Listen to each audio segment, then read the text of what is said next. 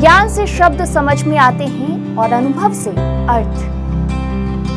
21वीं सदी में भारत का रोल महत्वपूर्ण होगा, इसकी भविष्यवाणियां 20वीं सदी के आखिरी दशक में खूब हुई।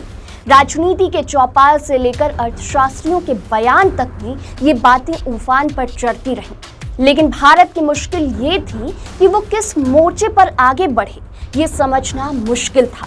20वीं सदी के आखिरी दशक में आर्थिक उदारीकरण ने नई राह जरूर दिखाई, लेकिन कारगिल युद्ध और आतंकवाद के बढ़ते कदमों ने भारत की किस्मत में कई गम और लिख दिए थे। साल 2006 उन गमों का कॉकटेल था जिसकी टीस आज भी बरकरार है।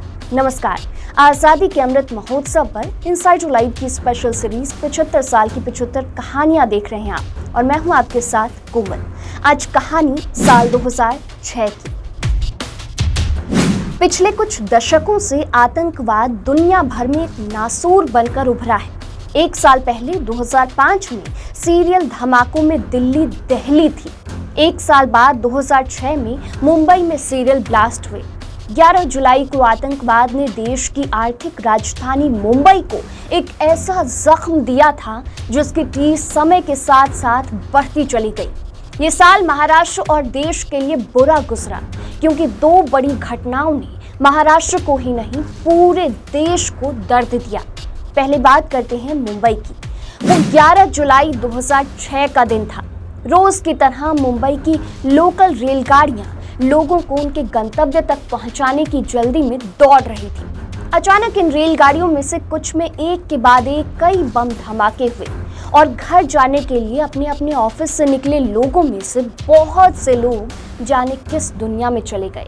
इन धमाकों में 187 लोग मारे गए और करीब 700 लोग घायल हो गए थे। मुंबई में पश्चिम रेलवे की ट्रेनों में 11 मिनट के भीतर 7 धमाके हुए थे। ये धमाके प्रेशर कुकर बम से कराए गए थे। पहला धमाका शाम 4:35 के आसपास हुआ। थोड़ी ही देर में माटुंगा, बांद्रा, खार, जोगेश्वरी, बोरीवली और भायंदर के पास लोकल ट्रेनों में धमाके हुए। पुलिस के मुताबिक लश्कर-ए-तैयबा के आसम चीमा ने इस धमाके की साजिश रची थी। लश्कर-ए-तैयबा ने धमाके के लिए अपने कई लोगों को भारत में दाखिल कराया। ये सभी लोग मुंबई पहुंचकर अलग अलग ठिकानों पर रहने लगे। 20 किलो RTX गुजरात में कांचला के रास्ते भारत भेजा गया। रिपोर्ट्स के मुताबिक 11 जुलाई 2006 को आतंकी 7 गुटों में बंट गए और 7 जगह कुकर बम रख दिए। हर गुट के पास एक प्रेशर कुकर था जिससे धमाके किए गए। अब बात नासिक की।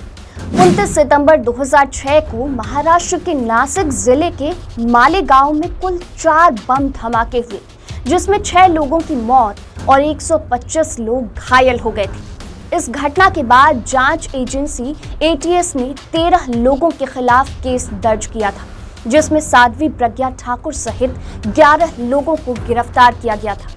बाद में जांच NIA को दे दी गई। बाद में साध्वी प्रज्ञा ठाकुर बरी भी हो गईं और अभी भोपाल से सांसद हैं। वैसे इन हमलों के अलावा कुछ ऐसा भी हुआ था जिसने भारत और अमेरिका के बीच की दूरी कम की थी। भारत की ताकत बढ़ाने के लिहाज से साल 2006 बेहद अहम रहा था। साल 2006 में अमेरिका के तत्कालीन राष्ट्रपति जॉर्ज W. बुश भारत दौरे पर आए। इसी दौरान अमेरिका की तरफ से बेहद अहम न्यूक्लियर डील भारत के साथ साइन की गई। इसे नाम दिया गया इंडो US न्यूक्लियर डील या US India civil nuclear agreement. उस समय भारत के प्रधानमंत्री रहे मनमोहन सिंह और जॉर्ज बुश की मुलाकात के दौरान ये डील साइन की गई। इसके तहत भारत ने अपने सिविल और मिलिट्री न्यूक्लियर फैसिलिटीज को अलग करने और अपने सिविल न्यूक्लियर फैसिलिटीज को international atomic energy agency safeguard में रखना स्वीकार किया।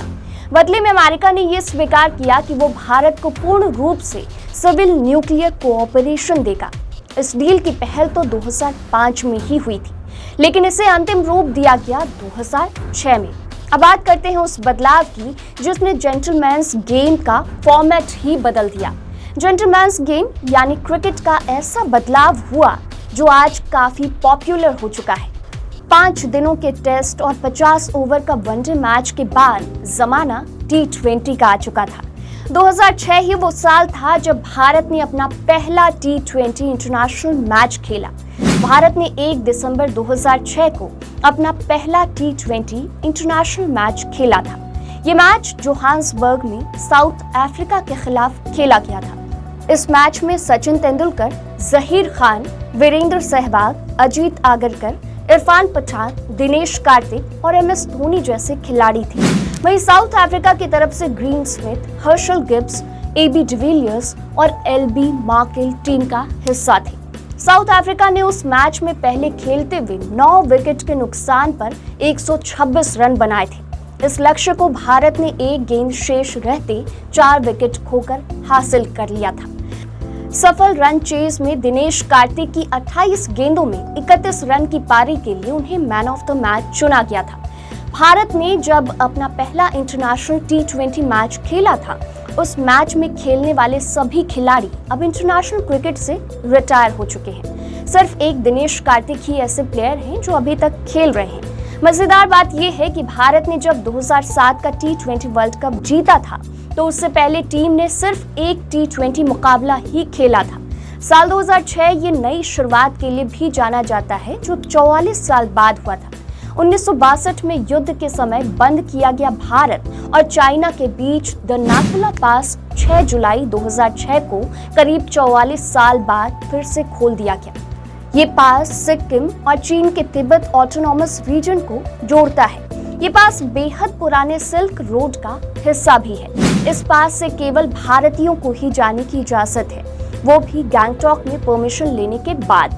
इस पास के खुलने से न केवल इन जगहों पर हिंदू और बौद्ध धर्म के धार्मिक स्थलों पर जाने की राह आसान हुई, बल्कि दोनों देशों के बीच व्यापार का मार्ग भी खुला। तो आज के एपिसोड में इतना ही। फिर मिलूंगी कल अगले एपिसोड में, यानी साल 2007 की महत्वपूर्ण घटनाओं के साथ। देखते रहिए इनसाइड लाइव। नमस्कार।